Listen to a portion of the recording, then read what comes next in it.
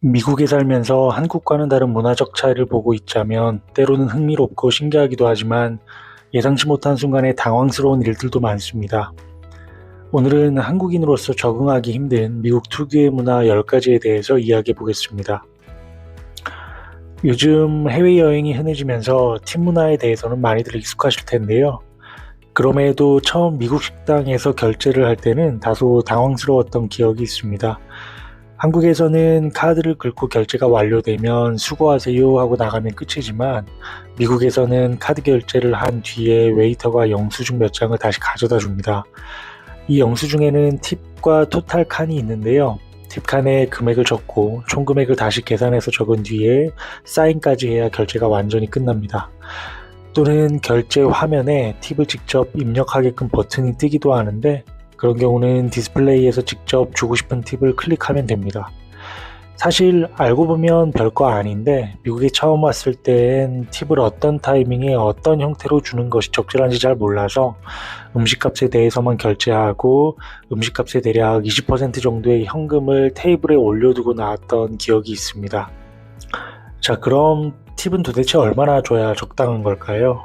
미국에서도 지역마다 조금씩 다르지만 애틀란타에서는 보통 18에서 20% 정도가 일반적입니다.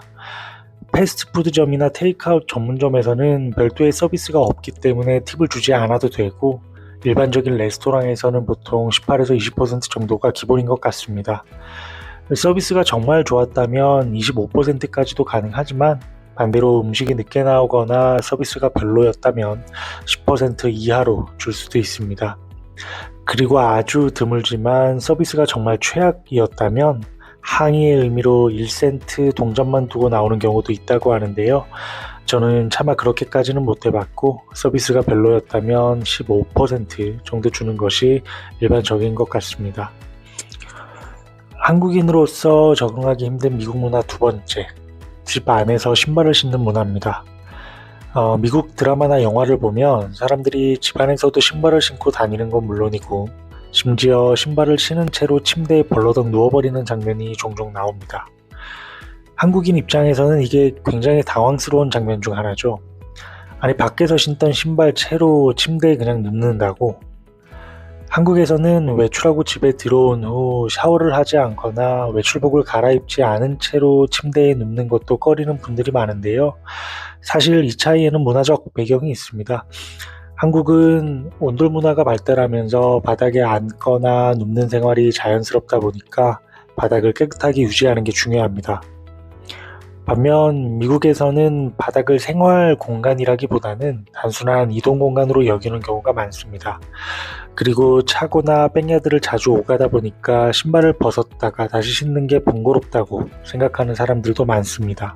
하지만 요즘은 위생을 중시하는 젊은 세대와 이민자 문화가 확산되면서 실내에서는 신발을 벗는 사람들이 점점 늘어나고 있습니다. 실제로 저도 미국 친구들 집에 놀러 가본 적이 있는데 대부분 현관에서 신발을 벗더라고요. 물론 여전히 신발을 신는 집도 있기 때문에 초대를 받았을 때는 집주인에게 신발을 벗어야 할지 신어야 될지 물어보는 것이 서로에게 편합니다. 다만 신발을 벗지 않는 집이라고 해서 그 집 침대에 신발을 신고 뛰어드는 건 추천하지 않습니다. 한국인으로서 적응하기 힘든 미국 문화 세 번째, 바로 겸손에 대한 부분입니다. 미국에서 친구들과 함께 학교를 다니면서 가장 크게 느낀 차이 중 하나가 바로 자기 자신을 어필하는 방식입니다. 한국에서는 겸손이 미덕이죠. 칭찬을 받으면 별거 아니에요 하거나 좋은 성과를 내더라도 모두 팀원들 덕분입니다 하고 한 발짝 물러서는 경우가 많습니다.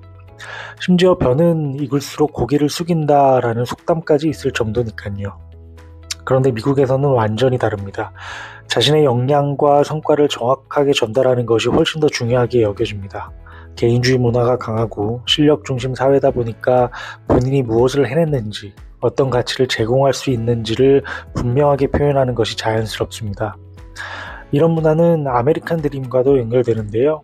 스스로를 어필하고 인정받아야 기회를 얻을 수 있다는 인식이 강하게 자리 잡고 있습니다.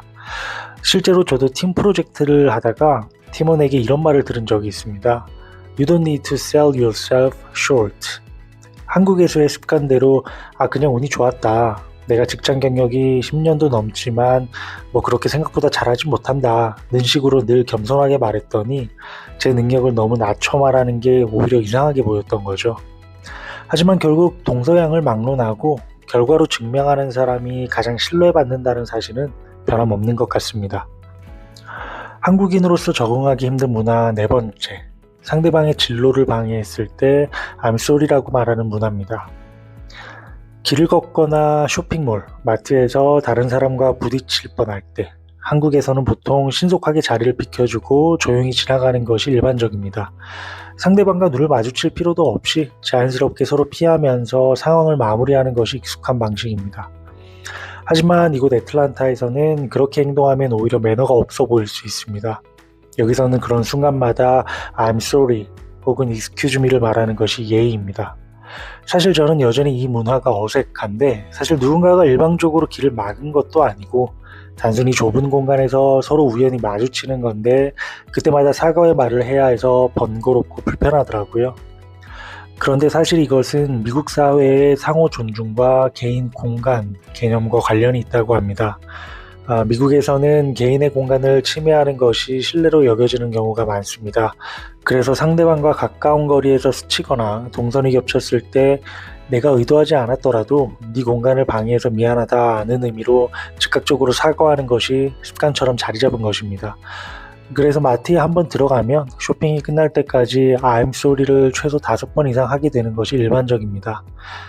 적응하는 데는 좀 시간이 걸리겠지만 미국에서는 작은 마찰이 있어도 한마디 I'm sorry가 더 원활한 사회적 관계를 만드는 기본적인 매너라는 점을 기억하면 좋을 것 같습니다. 한국인으로서 적응하기 힘든 미국 문화 5번째, 외식할 때 남은 음식을 포장하는 문화입니다. 한국에서는 외식 후에 남은 음식을 포장해 가는 일이 아직 그렇게 흔하지는 않은 것 같습니다.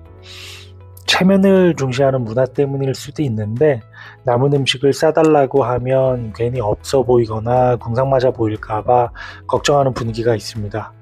이걸 싸가도 되나? 라는 눈치를 보다가 결국 그냥 두고 가는 경우도 많죠. 하지만 미국에서는 이게 고민거리 자체가 아닙니다. 남은 음식은 당연히 가져가는 것이고 누구도 이상하게 보지 않습니다. 음식 양이 많기로 유명한 미국에서는 처음부터 다 먹을 생각조차 안 하고 미리 반을 덜어두었다가 포장해 가는 사람도 있을 정도입니다. 음식이 남았을 때 Can I get a box for this? 한마디만 하면 서버가 바로 포장 용기를 가져다 줍니다.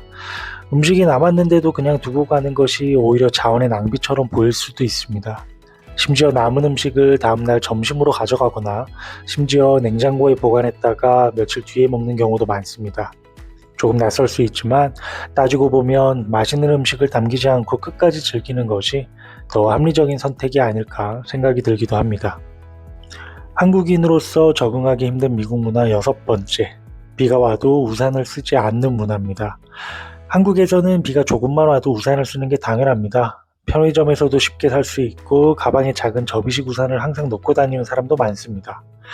하지만 미국에서는 웬만큼 비가 많이 오지 않는 이상 우산을 쓰는 사람은 거의 없습니다. 처음엔 우산 없이 비를 맞고 다니는 미국인들을 보고 의아했는데 알고 보니 몇 가지 이유가 있었습니다. 첫째, 미국은 지역별로 강수량 차이가 커서 아예 우산을 챙기는 습관이 없는 사람들이 많습니다. 특히 서부 지역처럼 비가 자주 오지 않는 곳에서는 우산을 가지고 다니는 게 더 이상하게 보일 정도입니다.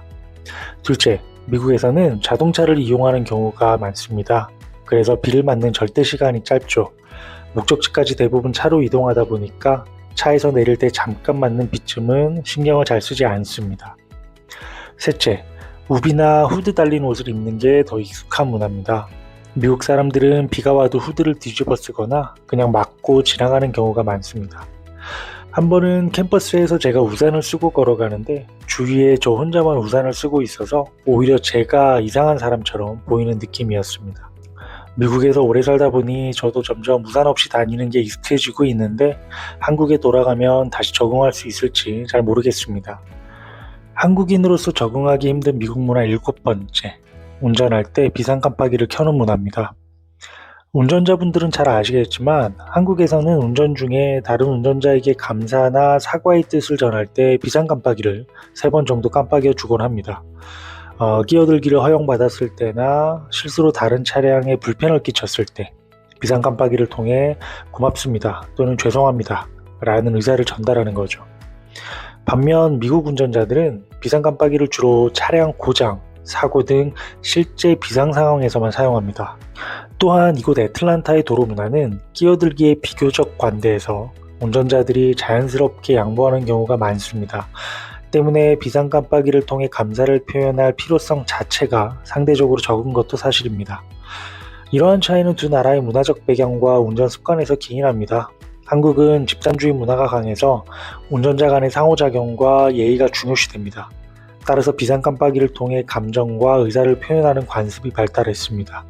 반면 미국은 개인주의 문화가 뿌리 깊어서 각 운전자가 자신의 주행에 집중하며 비상 깜빡이는 말 그대로 비상 상황에서만 사용하는 경향이 있습니다.